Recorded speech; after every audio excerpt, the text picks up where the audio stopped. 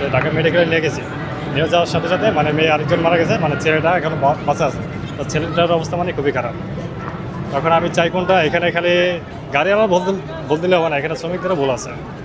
সরকারের বীজ দিচ্ছে দুইটা, এই বীজটা না একটু দূরে, কষ্ট করে আমরা এই বীজ দিয়ে একটু পার হয়ে যাই।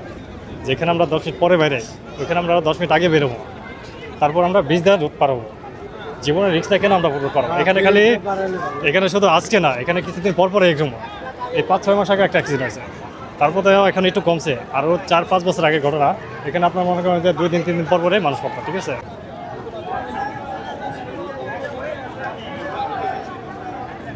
আপনার যে মূলত দুইটা বোন মারা গেছে, একটা মেয়ে মারা গেছে আর একটা ছেলে মারা গেছে, স্পট ডেট একজন, 4 জন গুরুতর অসুস্থ।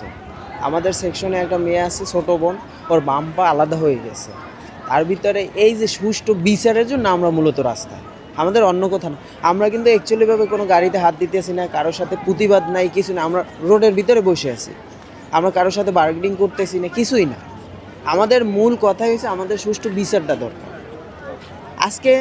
আজকে আমার বোন গেছে, কালকে হয়তো বা আমি যাব, পরশুদিন আর একজন যাবে।